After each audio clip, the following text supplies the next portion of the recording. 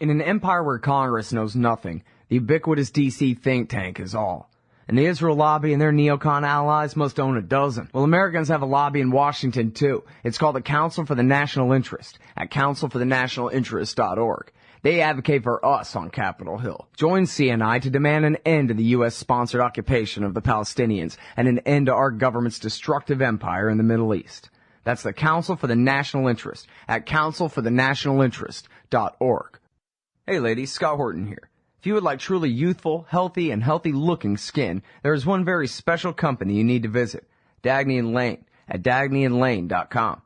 Dagny & Lane has revolutionized the industry with a full line of products made from organic and all-natural ingredients that penetrate deeply with nutrient-rich ionic minerals and antioxidants for healthy and beautiful skin. That's Dagny & Lane at dagnyandlane.com. And for a limited time, add promo code SCOTT15 at checkout for a 15% discount. Hey folks, Scott Horton here for Veterans for Peace at veteransforpeace.org. I'm not a vet, but if you are, I'd like to ask you to consider joining Veterans for Peace. As you know, in matters of foreign wars, a veteran's voice is given much more weight. Well, Veterans for Peace is making veterans' voices heard in ways and places where they can really make a difference. There are more than 175 chapters of Veterans for Peace in all 50 states, working hard to eliminate nuclear weapons, seek justice for veterans and victims of war, and abolish war as an instrument of American national policy. It's the Peace Vets versus the Chicken Hawks. Join up the good fight at veteransforpeace.org. Hey y'all, Scott Horton here. After the show, you should check out one of my sponsors, wallstreetwindow.com. It's a financial blog written by Mike Swanson, a former hedge fund manager who's investing in commodities, mining stocks, and European markets. Mike's site, wallstreetwindow.com, is unique in that he shows people what he's really investing in, updating you when he buys or sells in his main account. Mike's betting his positions are going to go up due to the Federal Reserve printing all that money to finance the deficit. See what happens at wallstreetwindow.com. All right, y'all. Welcome back to the show. I'm Scott Horton. Website is scotthorton.org. Streaming live there Monday through Friday, less Thursday, 11 to 1 Texas time, 12 to 2 Eastern. And, of course, you can find me on Facebook, Twitter, and YouTube at /Scott Horton Show. All right, and so with all of that said, our guest on the show today is my good friend, your good friend, Jim Bovard, the heroic Jim Bovard, the Public Policy Hooligan. Welcome to the show, Jim. Hey, Scott, thanks for having me on. I really appreciate that. Well, I appreciate you being here, and I really appreciate this book. That's the name of it, Public Policy Hooligan, your new memoir. Now, so for folks listening who aren't too familiar with Jim, I'm going to tell them about you here for a second. Jim is the master of the investigative op-ed. He does hard news, but he whoops ass in his hard news, and so they can't run it on just the front page. They gotta sneak it in to the editorial section. But he has spent the last 30-something years just absolutely smashing the reputations of pretty much each and every federal agency, and every horrible thing that they've done has been documented and has been skewered by Jim in his op-eds, his writings for the Wall Street Journal and for Playboy and for all over the place, and of course his many great books. The Farm Fiasco, Fair Trade Fraud, Shakedown, Lost Rights, Freedom in Chains, Feeling Your Pain, Terrorism and Tyranny, The Bush Betrayal, and Attention Deficit Democracy. And I gotta say, I want y'all to read this memoir, but my very favorite is Attention Deficit Democracy. I'm sorry, Jim, because I'm not sure if that's the one that you get the best kickback from. But well, you know, I could make some comments on Palgrave, but I'll try and take the high road. Yeah, you do that. You do that.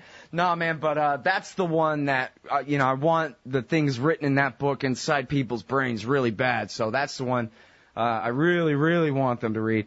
And then, was there anything else I was supposed to tell them about you? Yeah, that you're with the Future Freedom Foundation, of course, at fff.org, and that so far the book, Public Policy Hooligan, this memoir, it's at Amazon.com for Kindle. And what I learned upon getting this book here was that I don't need a Kindle. You can get a Kindle for PC program for free, and then you can read the whole thing on your PC or on your Mac. And it's only not very much money. So go to Amazon.com. Hopefully, Jim, I believe you said you will be coming out with a hardback that I can add to the collection on my shelf here where I got my dead trees. Yeah, that's my plans. I'm not sure the timing on that, but it'll probably be a while. So, but the jokes are pretty good now. So, in the ebook version. So. Yeah. All right, good deal. All right, so there you have it, Jim Bovard, the most important libertarian journalist of our time, and his great memoir, Public Policy Hooligan, the life and times of Jim Bovard. So, Jim, tell us again about that first hand job. Scott, I knew I could count on you for a high-toned interview. Well, it wasn't necessarily the first, but, it's fun to write about public policy, but it's also fun to kind of spice things up a little bit and just kind of talk about some of the other adventures in my life. And let's see, as far as the first one mentioned in the book, that was a lady I dated down in I was raised in the mountains outside of a small southern town known as Helltown, formerly known as Helltown, and then raised on a government research station, beef cattle station, that got shut down. So my family moved down to Blacksburg, Virginia, where Virginia Tech is. And for my senior year in high school, I was there, and the women there were a little bit different. There was one of my most memorable encounters was a woman. She was frizzy-haired, artsy type. She was quite aggressive, bisexual. But the thing that really stuck in my mind is it seemed like she learned everything she knew about hand jobs from yanking the starter cords on gasoline lawnmowers. Oh! And it was a little tricky thing because she insisted she was an expert, so she wouldn't take any suggestions from the peanut gallery. So she was forever tagged in my memory as the lawnmower lady. Ouch, yeah. Well, I figured I'm giving you basically a metaphorical hand job here with that introduction. You might as well start the interview on that note. All right, that's good. Well, it's sometimes metaphorical is much easier. Yeah, well, I hope it didn't hurt that bad. Shoot. Well, no, I'm not going to make a new nickname for you. So, now, early life lessons. I got a question for you. Jim, I wish I had taken notes while I was reading the thing, but I was just having a good time reading the damn thing. And then, so I had to go back and jot down some notes about stuff. But one of the things that I wondered about was what you think of Jeff Riggenbach's theory that libertarians are born. And that really, it sort of seems like you're building the case for the causal determinism that led to your belief in free will or something like that. But I just wonder whether maybe you just came out kicking and screaming libertarian in the first place. Don't know. I mean, I was raised in a conservative household. My father was a scoutmaster. I spent some years in the Boy Scouts. There was a lot of heavy-handed authority where I was raised in the schools and elsewhere, and that had a shaping influence in the sense that I recoiled from it because it seemed like I was surrounded by. It seemed like there was a lot of BS around, and and once my mind started to finally percolate a little bit late, it just was very hard to reconcile. Well, why does this make any sense? And as my doubts grew, my faith in the need for personal independence rose. So that was part of it. I mean, there were lots of twists and turns on the way. That makes a lot of sense. That power itself, in order to get away with what they're getting away with all the time, it's soaked in dishonesty. That's the part that you object to in the first place. Is wait a minute, that doesn't make any sense. Well, yeah, and not only that, but why is it that some people should have authority over me? I mean, and to have arbitrary power over me.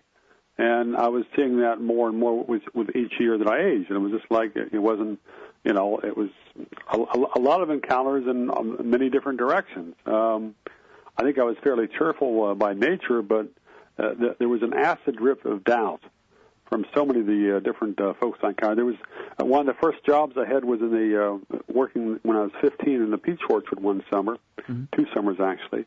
And my foreman and my boss was a retired 20-year Army drill sergeant, and he was always in a bad mood, always cussing, and would never explain how to do something because he preferred to cuss you up and down afterwards. And he always talked like he had a mouthful of peach pits. And he was all like, "Red, you get the hell over there." And I say, "What?" He said, "What the hell's wrong with you, Red? You know here right now." So, spending a couple of summers listening to that, I was like, this doesn't seem good. It certainly persuaded me on the value of being self-employed. Right, and yeah, you really, It sounds like from the time you were college age, at least, you had, a few, like, kind of temp jobs. Oh, man, I need to type up some things, make a little scratch on the side. But you've really been writing for a living almost this whole time, huh? Well, from the late 70s, 1970s onwards, I was able to pay the cost of living by writing basically as of, I guess, by my mid-20s. But before that, there were all kinds of different jobs, and which gave some good experiences and made for a few good jokes decades afterwards. And now, so I notice also, there's so much to go over in here. I guess it seems like, what always struck me, even back in the 90s, long before I knew you, I think I read Feeling Your Pain back in the Clinton years, or one of those. Anyway, got one of the chains. And it's really engaging stuff. There are some people, like me, I can make paragraphs exist if I try hard or whatever, but there are people who you can tell have a natural gift for writing. You're really talented at writing and keeping it interesting and all that. But what's fun to read in your book is just how hard you work to refine your craft, too. That you never started off with, hey, I'm a pretty good writer, so good. You basically had to reinvent your style and go back over and throw out what you've been doing and kind of start over again quite a few times in order to get where you really wanted to be, right? Yeah, there's a wonderful old English saying that easy writing is cursed hard reading. And I thought I was a pretty good writer when I was 18 and 19, but I wasn't. And part of what really woke me up was someone gave me a copy of the University of Chicago Great Books list. And I was fascinated by the philosophers, by the historians, and maybe the other writers. And that was what kick-started my mind, because before that, I'd been interested in, a little bit interested in sports, interested in making money, interested in sex. But aside from that, there wasn't much percolating. But once I got that list, it was like, all of a sudden, it was one writer after another. It was I was fascinated by the ideas, and there was a passion that came from that, and that also had a big effect in shaping how I developed as a writer, because I was interested in ideas before I was interested in writing. And so, it took a little while before I decided to become a writer, but by the time I did, I knew I wanted to write about ideas and not simply, pulp fiction. So, right. Well, and not that I had any talent for pulp fiction, which is one of the other things which I discovered, because, as you said, the first few years I was doing this, there were a number of different literary modes, which I tried. Well, that didn't work. This didn't work. Oh, that failed. All right, well, what else do we have here? Well, it's good, too, that you didn't listen to the people who... Oh, and you mentioned, my God. You mentioned there's at least, I guess one girlfriend in the book who just said, Jim, give it up. You're just not going to be a successful writer. Get a job, man. I'm glad to know that you didn't listen to her. It seems people can only take so much rejection sometimes. You could have quit. Yeah, well, she was actually someone who I'd lived with off and on for several years. Very sharp lady. I mean, good-hearted lady, but, she just... but that was the same thing I heard from my freshman English professors at Virginia Tech. It's the same thing going to high school. Hell, I mean, there were a few papers which showed some ability, but it was like, barking at the moon as far as having it recognized or nourished. And it wasn't until I got out on my own that I was like, and a key was to find much better writers to read as models and say, okay, this is how they do it. This is how to structure an argument. This is how to make your ideas far more precise. And now you quote a lot of Henry David Thoreau in here. Obviously, a lot of this is trolling through your old journals and figuring out, what's the important stuff to bring up. And apparently, he really meant a lot to you when you were younger, huh? He had a big influence for a while. I was Thoreau, Emerson, and helped inspire me to move to Boston, where I lived for about 8-9 months. But the more I lived in Boston, it's kind of like, it was not the most pleasant environment. Let's put it like that. I was actually there for the Great Storm of 1978, and actually at the time that storm hit, I was literally down to my last dollar. And then someone told me that the Harvard Business School was hiring snow shovelers. So I was paying $4 an hour. So I hustled over there and worked for 43 hours over the next 2 days and caught up on rent, and had some spare change. But the thing that was really good about that was I was able to add a line to my resume about how I'd done path-breaking work at the Harvard Business School. Say what about the Harvard Business School? I'm sorry, I missed the last part. Go on, Scott. Come on. I missed the last part, man. All right. The thing that was really good about I was that listening. gig, I just couldn't hear you. all right. And okay. The thing that was good about that snow shoveling gig was that I was able to add a line to the resume that I'd done path-breaking work at the Harvard Business School. I got you. All right. Okay. Well, it sounded better the first time. What the hell? Yeah. No. It was totally my fault. I got the window open, and now it's windy. It wasn't windy, but now it is, and the trees are Well, you got drowning wind out in the window, bastards. you got wind from me. So hopefully it balances out. Right. Well, the next time you start going on and on, I'll get up and go close the window. All right. Well, I will try to tighten my answers. All right. No, I'm just kidding. So listen, this is completely an aside and it's stupid, but I'm curious about this, and you bring it up in the book. There's this thing in the 70s where, for some reason I never understood, Gerald Ford in his debate with Jimmy Carter said that the Soviet Union doesn't dominate Eastern Europe, and certainly not Poland. And I wondered, is he really that stupid? Or was there an explanation to like a thing that he was doing? Or was the President of the United States really not understand that the Soviet Union dominated Eastern Europe? Or what was going on there anyway? With Gerald Ford, it was always difficult to tell just how stupid he was. I mean, because there were so many things which he had said and done that were just mind-boggling. I'd actually volunteered for the local college Republicans, and I was doing passing out some leaflets and stuff like that. And a bunch of us went to a bar that night to watch that debate. And I was sitting there. We'd put away a few pizzas and several pitchers of beer, and I was sitting there. And the first time that Ford said that, I was sitting there thinking, "Oh shit, I have got to stop drinking," because I thought I just heard Ford say. And then he said it again, and I said, "Oh shit, Ford is drunker than me."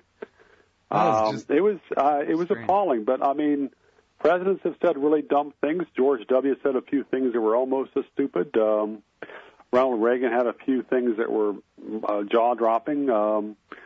So, I mean, it's not unusual for presidents to sound like idiots. Yeah. Ford had some explanation afterwards that the Polish people had the spirit of freedom, or that they were unbowed. But Ford sounded like an idiot, and Ford did a lot of other things that he sounded like an idiot on. So. Well, this is part of the whole book, really, Jim, is that all these people you say, they're all smart, but they don't know anything. They're not wise at all, and they're not even interested in the stuff that they're dictating to people either. It's all just simply, a bunch of job holders, I guess, like Mencken would have called them, just getting paid in order to shift resources this way or that, but not because it's the right thing ever. Yeah, and it's that's one thing that struck me in the times where I've interviewed people or run them in social events. Is this kind of, you just try and tap them to see what their knowledge is, and often it's utterly shallow, and they don't know even the newspaper headlines, and there's such a lack of intellectual curiosity among so many of the policymakers. That's part of the reason why the policies don't get better, because they don't learn from mistakes because they don't care. Yeah, they're not even interested at all. This is something that was really hard for me to learn. I thought, well, even I know all empires fall. So if these guys are building an empire, maybe the Birchers are right, that they're doing it on purpose. I mean, when I was younger, I didn't really realize that. No, this is the reason all empires fall, because they're all run by a bunch of Richard Pearls and dingbats and goofballs, and they ruin everything. Well, but keep in mind, someone like Richard Pearl makes out very well, during the time that the empire is being built up and expanded.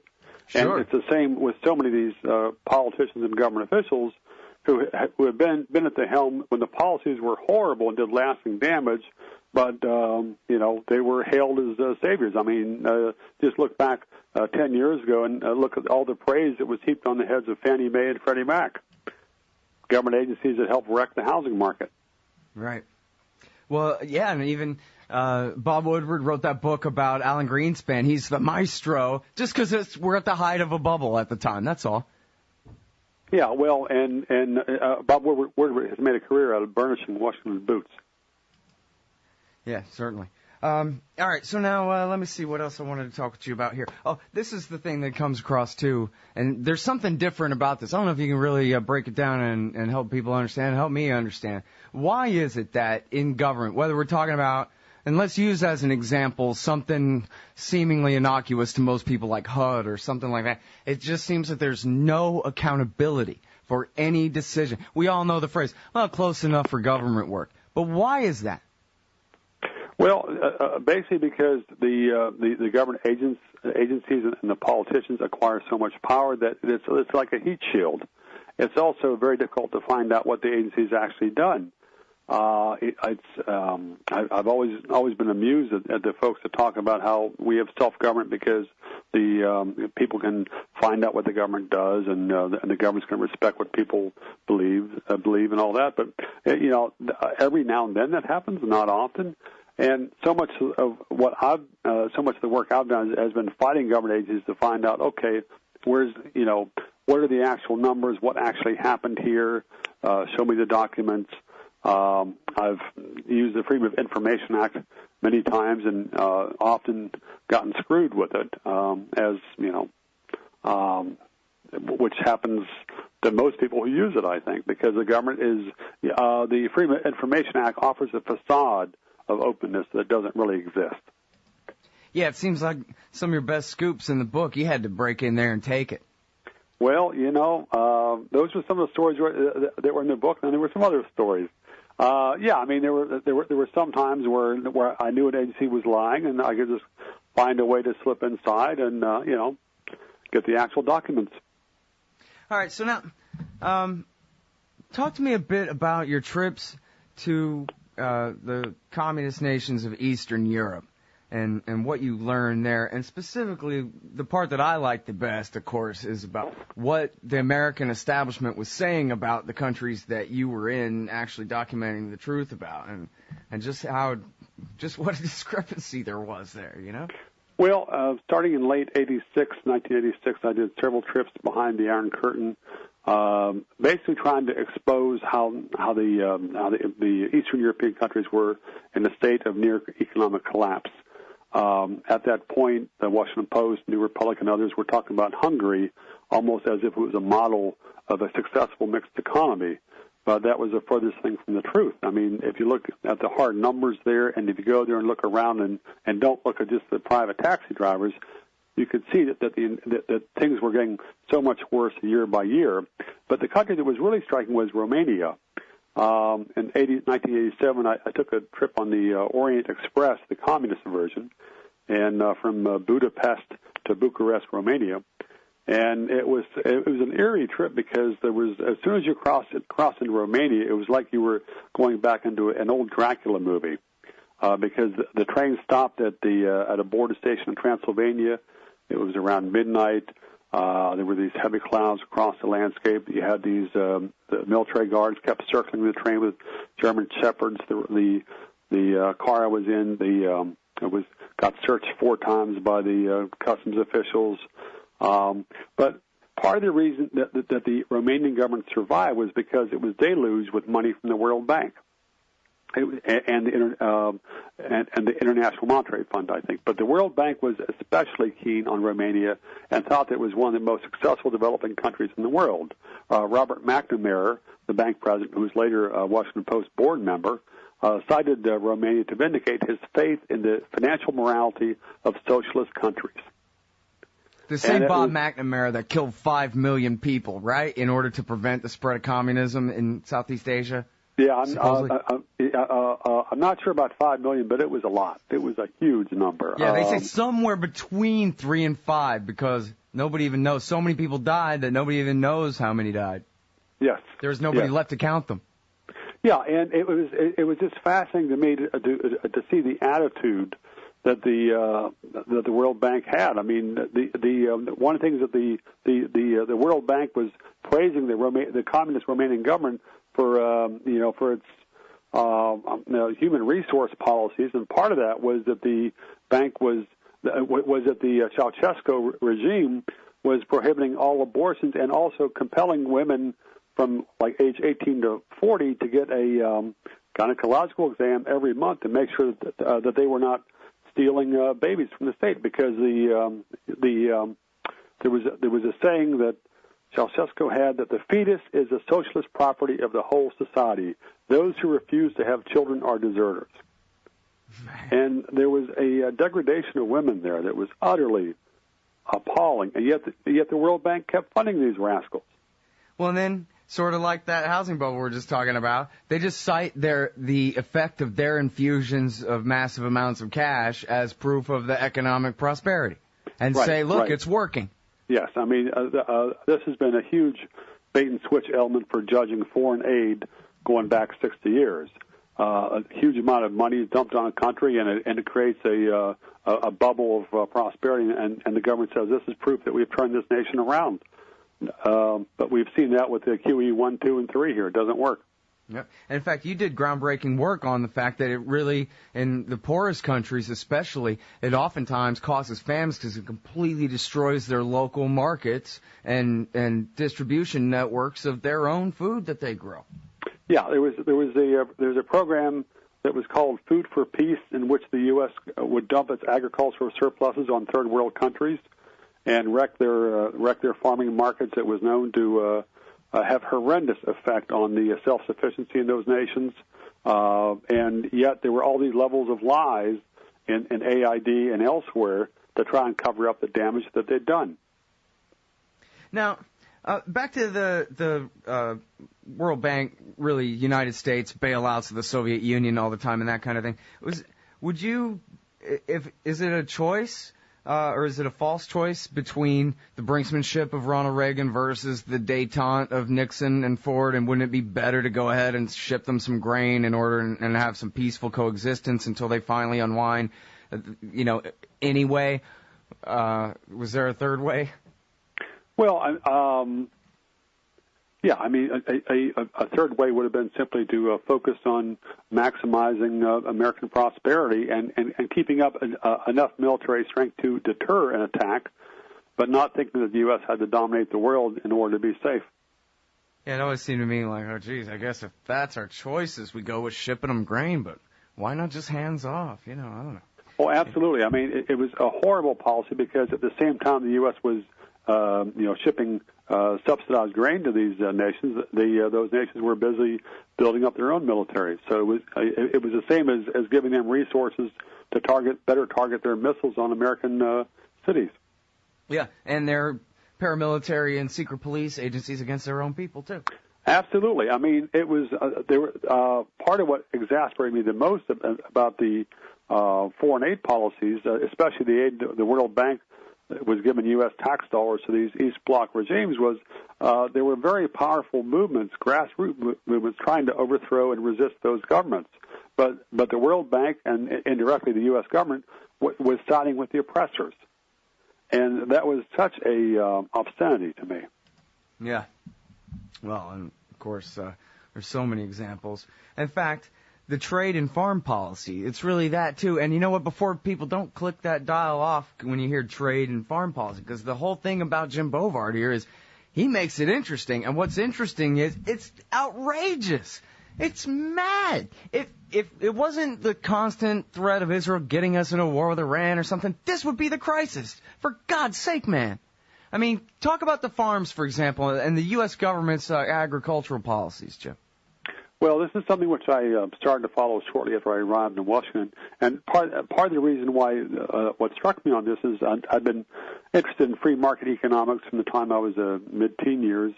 And then reading more, there were some really good books, really good articles in the 1930s at the time that Roosevelt carried out the takeover of the agriculture policy.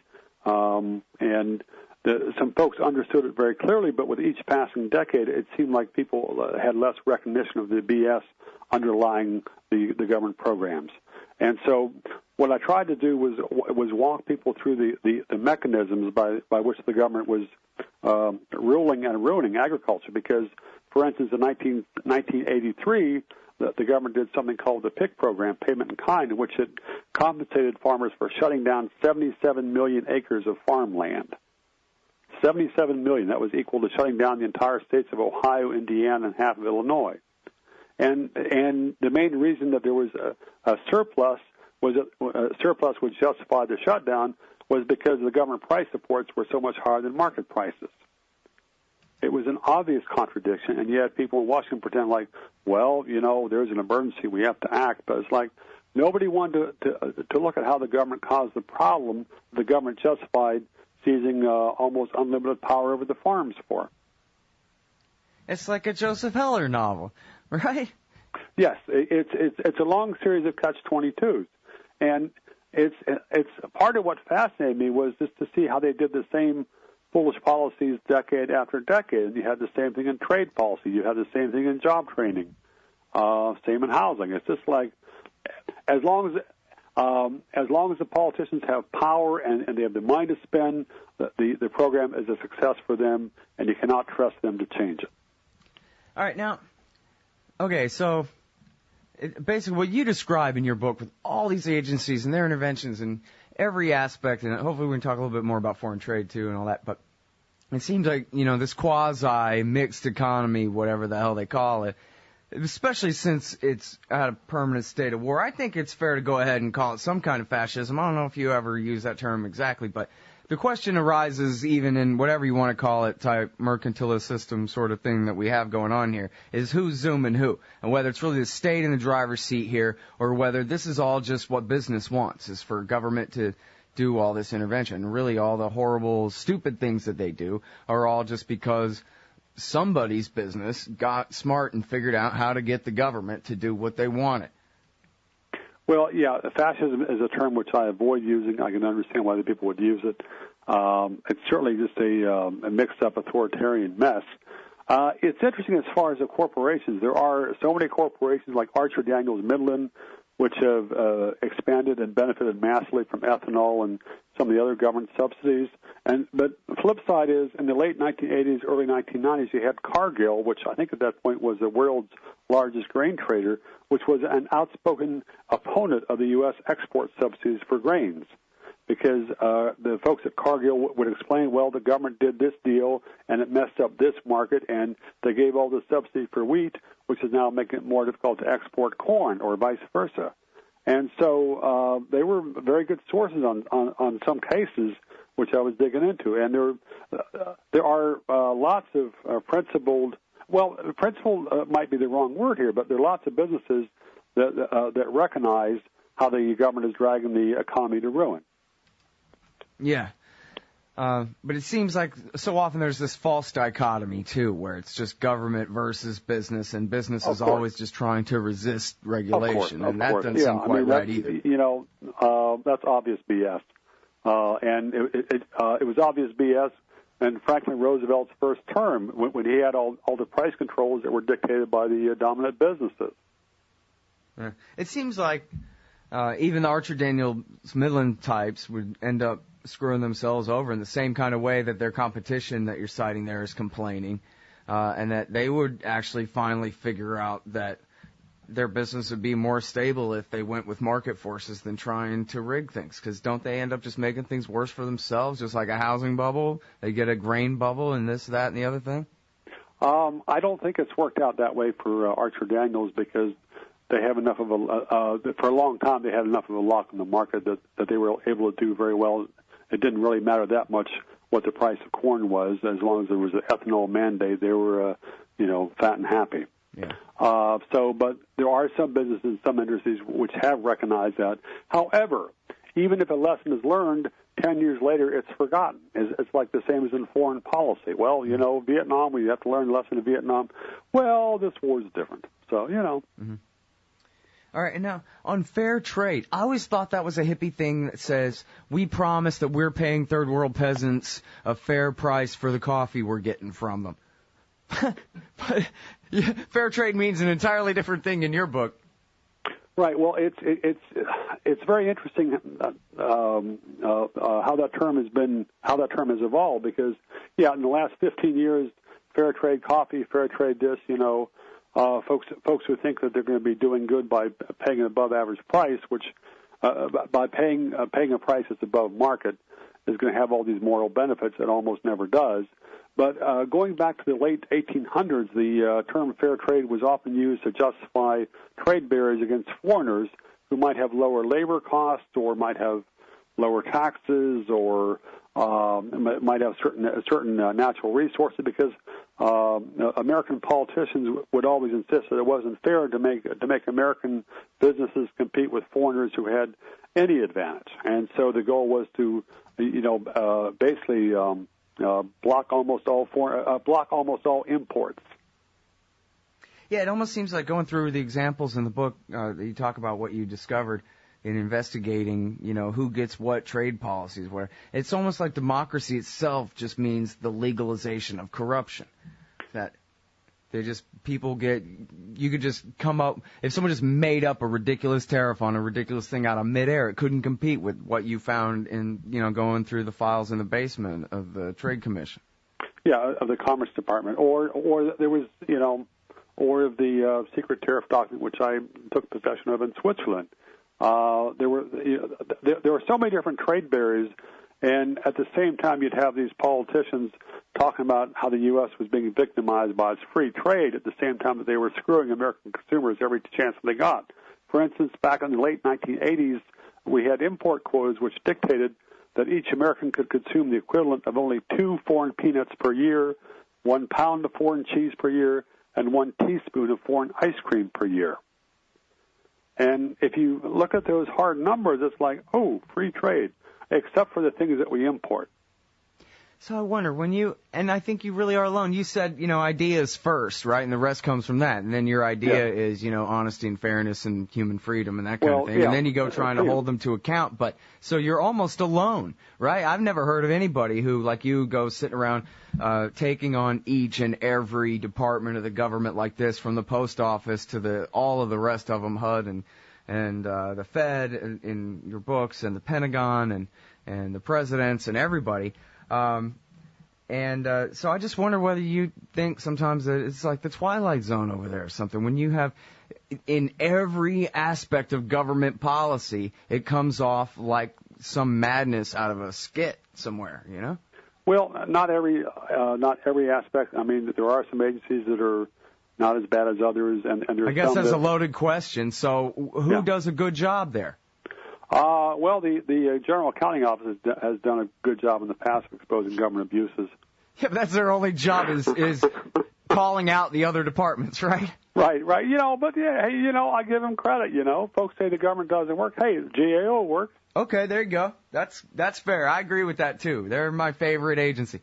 They have no power other than auditing the other agencies. Yeah, no, there are some agencies that don't do much harm. Some of the government research isn't that harmful. But the thing that's happened is that the agencies that have gotten the biggest budgets and the most power are usually those that do the most harm, like HUD or agriculture or defense, and so. Those are the ones which I've tended to focus on. I haven't done that much on defense, but next war I might make up for that. Well, terrorism and tyranny is a good one. All right, and now you know what too. I think maybe the first I ever read of you back then was, or it would have been the late '90s probably, but it was Waco stuff. Oh God, Waco, of course, was very important to me, and you did a lot of really groundbreaking work, and in fact. I don't know if that's the right word for it. I know at least one example right in the book, something that you wrote about Ruby Ridge caused the investigation to be reopened, right? Well, I mean, I don't know if that was the case, but there was a lawyer out in, one of the key lawyers out in Idaho said that was a big part of the being reopened. But it was fun to try to walk people through why the government was lying through its teeth on both Waco and Ruby Ridge. And it was difficult to find editors with the gumption to run those pieces. But I found a few, and there was a piece I did for the Wall Street Journal entitled No Accountability to the FBI, which was attacked by FBI Director Louis Freeh. And it was fun to go back and forth with Freeh because it was like, ooh, okay, well, I guess someone read that story. Yeah, they were taking you seriously for sure, and with good reason, because they're liars and murderers. And at first, they pretty much got away with it, right? As you say in the book, the American people agreed the next day after the fire, and they saw the fire and the house burned down at Waco. They said, yeah, they supported the tank assault on the house that just burned down full of people. Yeah, I was appalled. I haven't forgotten watching that final day off and on. I was racing to finish up Lost Rights, and the TV in the house I was living in was in a different area. But every now and then I take a break and just pace back and forth in front of the TV, watching it, listening to idiot commentators and the idiot FBI spokesman smoking away and just cursing like Huck Finn's father. Yeah, I remember that day very well as well. But here's the thing, though, your journalism, and there's few reporters. I mean, really, I talk to a lot of reporters, I read a lot of reports, but there are few that really just cast such a shadow on the other ones for what lousy hacks they are, just what little lapdogs they are, when they're nowhere to be found on this stuff for fear of not being invited to some cocktail party or some crap. Well, sometimes it might be that there are reporters who have the gumption to write about it, but their editors block their stories. I mean, I've heard of that happening many times from folks I've talked to. So, but it just seems that at higher levels, the exposés of horrendous government wrongdoing have often been blocked. And we saw that a lot with the torture scandal. It was amazing how slow the information was to come out in the U.S. about the torture abuses that occurred after 9/11. Yeah, and then wasn't it amazing how it seemed to me like there were a couple of days where there was sort of a question, are we going to be universally revolted and angered about Abu Ghraib, or are we going to split this pro-Republican and pro-Democrat? And it was decided we're going to split this pro-Republican and pro-Democrat and go ahead and have a 50-50 argument about whether we like torture or not. Well, not only that, but it was many of the Democratic critics were very feeble. Or almost apologetic, or it was like that they had their tail between their legs. I was amazed that John Kerry did not make an issue of that in the 2004 presidential race, because I was following that closely in May of 2004 when the Seymour Hersh story came out, when the memo started to leak out, and once you had the combination of the Hersh story, the photos, and the John Yoo memo, and there was a Defense Department memo as well. I said, okay, this is it. I mean, you have the photographic evidence, you have the policy, and you've got the documentary proof. And yet, it was the issue pretty much vanished for a long time. Yeah. Well, I mean, that was the thing, right, is you could either impeach them and put them in prison, or you can argue for it and say it was the right thing to do because they're terrorists and whatever. And so the people were convinced by the state and the media to double down on Bush's bet. Well, and part of their frustration on that was that the Pentagon withheld many of the most of the most damning photographs, and the American public has probably not seen the worst of those photographs yet. And yet, since they withheld the evidence, they were able to spin the story. And I was appalled that the Democrats that there was not far more push. Show us the evidence, because if we'd seen the evidence, it would have been impossible for them to deny that torture occurred. Yeah. And now, I wonder, you're very critical of Larry Potts and some of the other FBI agents that you name in the book for their involvement in Ruby Ridge and Waco. But these were the very same guys that told us that there is no John Doe 2, and that McVeigh didn't have a bunch of neo-Nazi friends helping him out that day, and it was just him and his friend that was 2 states away at the time. And I wonder, I don't think I read all of the stuff that you wrote in the late 90s. I wonder whether you ever covered that. I mean, this is Larry Potts that was feeding us this line of crap, Jim. No, I haven't covered that. I was surprised at how the government raced to execute Timothy McVeigh. It's frustrating that we have not learned a lot more about that case, because there are a lot of things that raise eyebrows at a minimum there. Well, and as you say in the book too, it was treated as kind of a retroactive justification for Waco, as though David Koresh had done the Oklahoma bombing, him and his people somehow. Yeah, that was something which came out very clearly. Congress finally got off its butt and held hearings about Waco in July of 1995, and the Clinton administration put on a full-court press to try to, block those hearings and then try to smear them even before the hearings started. They were saying that it'd be very bad, that if we have hearings that might persuade someone else to blow up another government building. President Clinton had a comment basically portraying the folks who were very critical of the saying it was a part of a Republican war on police, which was a complete fraud because the GOP spent most of the time bootlicking the police, and yet there was a preemptive attempt to demonize any critics of what the government did on Waco. Mm-hmm. Well, and they even one writer somewhere tarred you with the Oklahoma bombing somehow. Oh God, yeah. That was a book reviewer in the Los Angeles Times. There was a talk show I did. I've forgotten who it was. It was a national talk show in 1996, and I was talking a bit about Waco, whatever. And some guy calls him and says, "That Bovard guy sounds like a warmed-over version of Timothy McVeigh." And so, so I made a point to add that to my blurb list. Yeah, well, people will tell themselves whatever they got to, It's sad, and it's consistently frustrating to me that people don't have a better bullshit radar when it comes to claims by politicians and government officials, because that's almost the root of the problem. That people are gullible. Some of them have chosen to be gullible. I mean, some of them have got the brains to know better, but it is as if they choose not to add two to two together. And so they just go, yeah, okay, all right, fine. Well, yeah, the president says that. I don't understand why people are so deferential to a government that has done them such harm. Yeah. Well, it's like you say in attention deficit democracy. It's the battered citizen syndrome, right? Got nowhere else to turn, so say you're sorry for getting beaten. People could turn to independence and freedom and self-responsibility.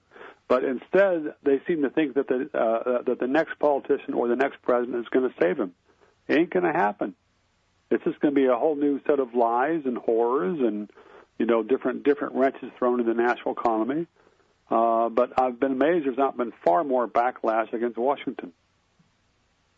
Yeah, me too. I don't know if you saw this one from just this week, where there's this town in Arkansas where they've declared this sort of pseudo martial law, and it's just a small thing, and I'm sure maybe some local judge will stop them in a few weeks for a little while or something. But anyway, it's not the biggest emergency, but it just goes to show that the police right now are so militarized and are so full of themselves as, thinking of themselves in paramilitary terms, clearly using their armored personnel carriers to break people's houses down on a regular basis now on a drug warrant, that kind of thing. You watch it on the Kansas City SWAT on the Arts and Entertainment Network, for crying out loud. They just show it all day.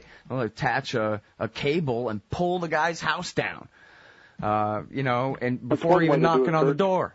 And I forgot where I was going with that, but something about how, isn't it amazing how it's gone this far? Did you think that something was going to be different, that people could somehow make a change, or how could we make a change, do you think? I mean, to be honest, I thought that once people got more of the information what the government was doing, that there would be a backlash against government abuses.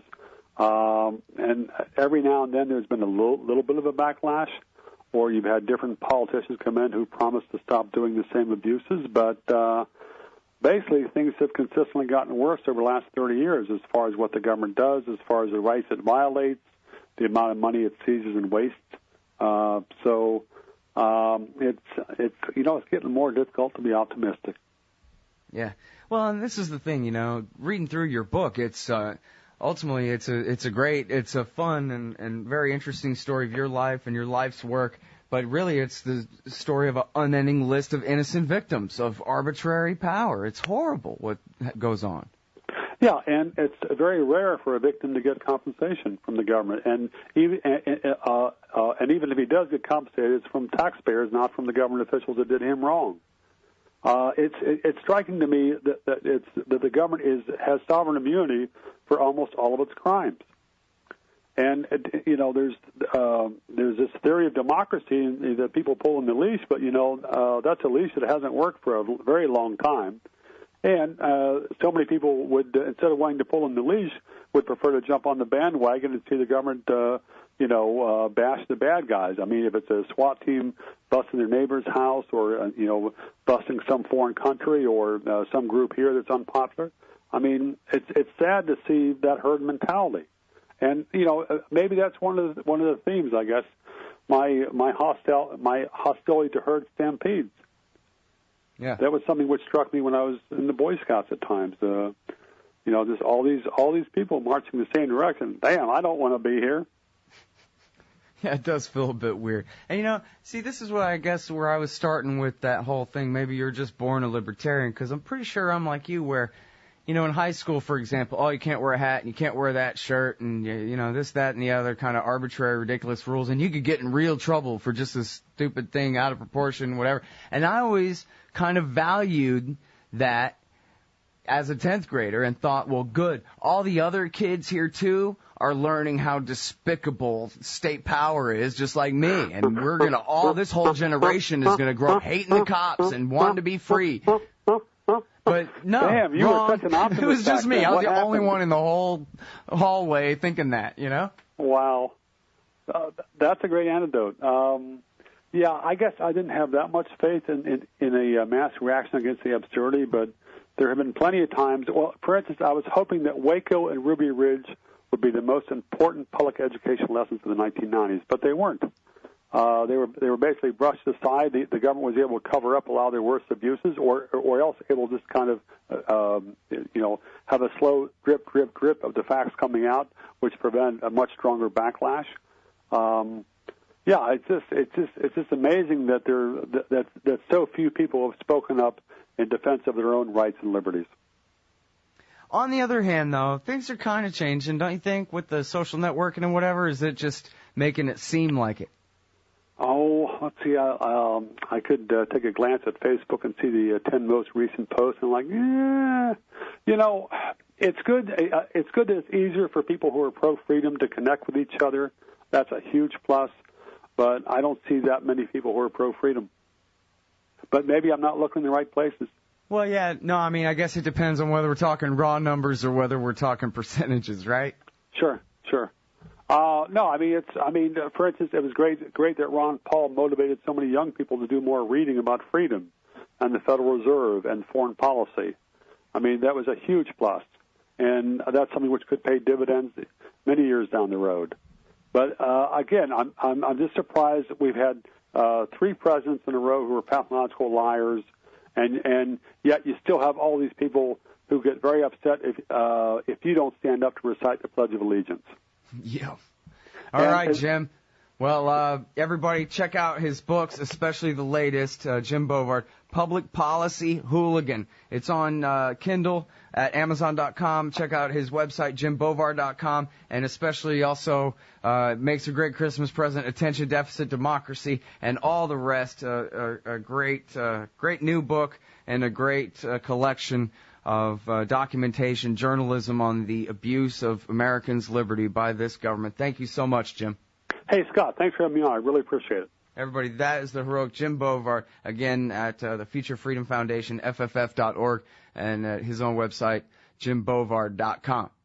Hey everybody, Scott Horton here. Ever think maybe your group should hire me to give a speech? Well, maybe you should. I've got a few good ones to choose from, including How to End the War on Terror, The Case Against War with Iran, Central Banking and War, Uncle Sam and the Arab Spring, the ongoing war on civil liberties, and of course, why everything in the world is Woodrow Wilson's fault. But I'm happy to talk about just about anything else you've ever heard me cover on the show as well. So check out youtube.com/Scott Horton Show for some examples, and email scott@scotthorton.org for more details. See you there. Hey everybody, Scott Horton here for LibertyStickers.com. If you're like me, then you're right all the time, surrounded by people in desperate need of correction. Well, we can't all have a radio show, but we can all get anti-government propaganda to stick on the back of our trucks. Check out LibertyStickers.com. Categories include anti-war, empire, police state, libertarian, Ron Paul, gun rights, founders quotes, and of course the stupid election. That's LibertyStickers.com. Everyone else's stickers suck. Ben Franklin said those who are willing to sacrifice essential liberty for a little temporary safety deserve neither. Hi, Scott Horton here for the Bill of Rights Security Edition from SecurityEdition.com. It's a plain card-sized steel Bill of Rights designed to set off the metal detectors anywhere the police state goes, so you can remind those around you the freedoms we've lost. And for a limited time, get free shipping when you purchase a frequent flyer pack of 5 Bill of Rights Security Edition cards. Play a leading role in the security theater with a Bill of Rights Security Edition from SecurityEdition.com. The Scott Horton Show is brought to you by the Future Freedom Foundation at FFF.org.